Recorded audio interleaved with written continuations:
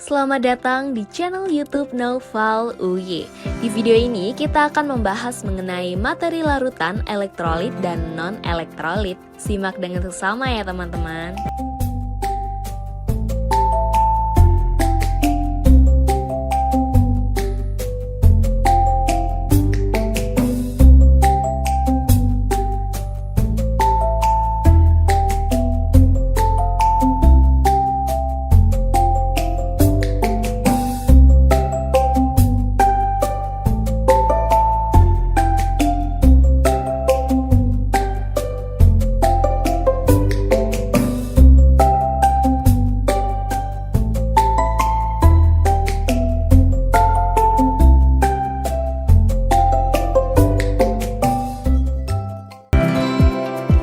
Apakah kalian tahu, ketika suatu daerah dilanda bencana banjir, aliran listrik daerah tersebut dipadamkan oleh PLN?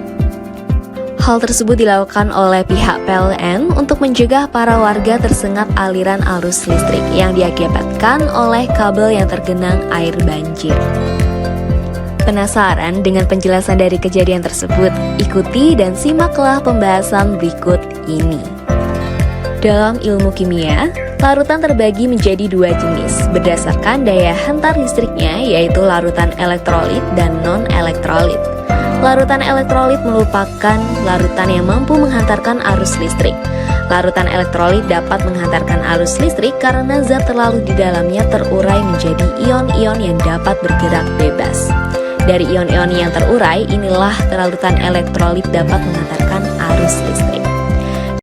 Hal tersebut sesuai dengan firman Allah Subhanahu wa taala dalam Quran surah Yasin ayat 36. A'udzu billahi minasy syaithanir rajim. Subhanalladzi khalaqal azwaja kullaha mimma tunbitul ardu wa min anfusihim wa mimma la ya'lamun. Maha suci Allah yang telah menciptakan semuanya berpasang-pasangan, baik dari apa yang ditumbuhkan oleh bumi dan dari diri mereka sendiri, maupun dari apa yang tidak mereka ketahui. Dalam hal ini larutan elektrolit tersusun dari ion positif atau kation dan ion negatif atau anion. Larutan elektrolit mempunyai pasangan ion yang selalu terkandung di dalamnya, yaitu kation dan anion. Dari penjelasan di atas, larutan elektrolit akan secara alamiah akan terurai menjadi kation dan anion dalam bentuk larutan. Seperti air hujan, menurut website resmi Kemenkes, air hujan mempunyai kandungan garam, asam sulfat, asam nitrat, dan sebagainya. Anion dan kation dari senyawa tersebut akan secara bebas bergerak bebas. Seperti halnya telah disampaikan dalam firman-Nya pada Quran surah Al-Jathiyah ayat 13. A'udzu billahi minasy syaithanir rajim. Wa sakhkhara lakum ma fis samawati wa ma fil ardi jami'an minhu inna fi dzalika laayatin liqaumin yatafakkarun. Dia telah menundukkan pula untukmu apa yang ada di langit dan apa yang ada di bumi semuanya sebagai rahmat darinya. Sesungguhnya pada yang demikian itu benar-benar terdapat tanda-tanda kebesaran Allah bagi kaum yang berpikir. Contoh larutan elektrolit ialah larutan garam, asam cuka, alkohol, larutan asam sulfat, dan lain sebagainya. Sedangkan larutan non-elektrolit merupakan larutan yang tidak mampu menghantarkan arus listrik. Hal ini disebabkan zat terlarut di dalamnya tidak terurai menjadi ion-ionnya. Contoh larutan non-elektrolit yaitu larutan gula. Larutan elektrolit terbagi menjadi dua macam, yaitu elektrolit kuat dan elektrolit lemah. Larutan elektrolit kuat merupakan larutan di mana zat terlarutnya terionisasi atau terurai secara sempurna. Contoh larutan elektrolit kuat yaitu larutan garam, larutan asam sulfat, atau larutan aki. Sedangkan larutan elektrolit lemah merupakan larutan yang terionisasi secara tidak sempurna atau sebagian, yaitu masih terdapat zat yang tidak terurai. Pembahasan selanjutnya yaitu penyusun senyawa elektrolit.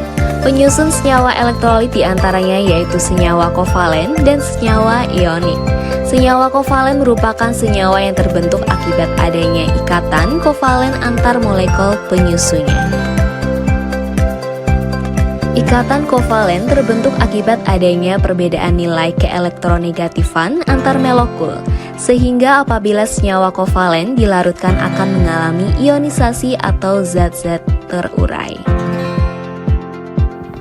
Salah satu contoh senyawa kovalen adalah H2SO4 atau asam sulfat.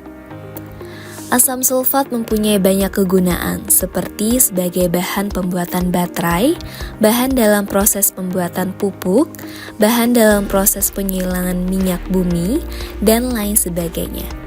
Banyak sekali manfaat dari asam sulfat seperti yang tertera di atas. Akan tetapi, asam sulfat juga dapat membahayakan manusia karena sifat korosifnya. Seperti halnya hujan asam. Hujan asam diakibatkan kandungan dari asam sulfat yang melebihi batas normal yang dapat mengakibatkan kematian pada tanaman dan hewan yang terdampak.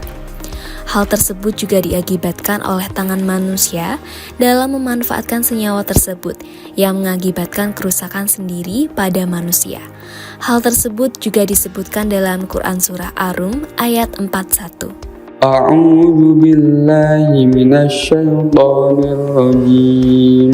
Zaharul fasadu fil barri wal bahri bima kasabat aydin nasi liyudhiqahum ba'dalladzi 'amilu la'allahum yarji'un. Telah tampak kerusakan di darat dan di laut disebabkan perbuatan tangan manusia. Melalui hal itu Allah membuat mereka merasakan sebagian dari akibat perbuatan mereka agar mereka kembali ke jalan yang benar.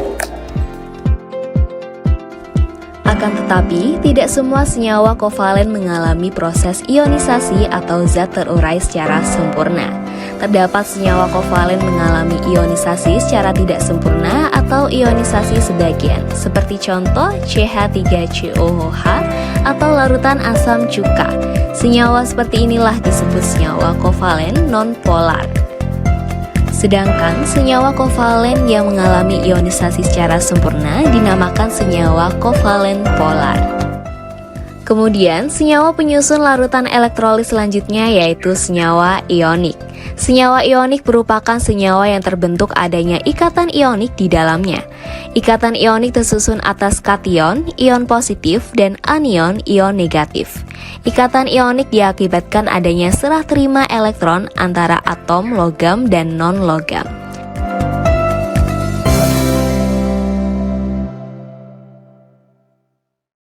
Dalam keadaan larutan, senyawa ini mengalami ionisasi, yaitu akan terurai menjadi ion-ionnya yang bergerak secara bebas sehingga mampu menghantarkan arus listrik. Setelah melihat video penjelasan di atas, dapat disimpulkan bahwa berdasarkan daya hantar listrik, larutan terbagi menjadi dua macam, yaitu larutan elektrolit dan non-elektrolit. Larutan elektrolit merupakan larutan yang dapat menghantarkan arus listrik dikarenakan senyawa di dalamnya terurai menjadi ion-ionnya. Dan larutan non-elektrolit merupakan larutan yang tidak dapat menghantarkan arus listrik.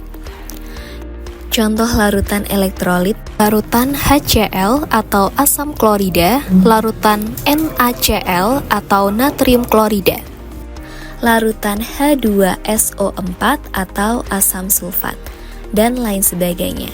Sedangkan contoh larutan non-elektrolit seperti larutan C6H12O6 atau larutan gula, C2H2OH atau etanol, CONH2 atau urea. Kemudian penyusun senyawa elektrolit diantaranya yaitu senyawa kovalen dan ionik. Senyawa kovalen merupakan senyawa yang di dalamnya terdapat ikatan kovalen yang terjadi akibat adanya perbedaan nilai keelektronegatifan. Senyawa kovalen terbagi menjadi dua, yaitu senyawa kovalen polar dan non-polar.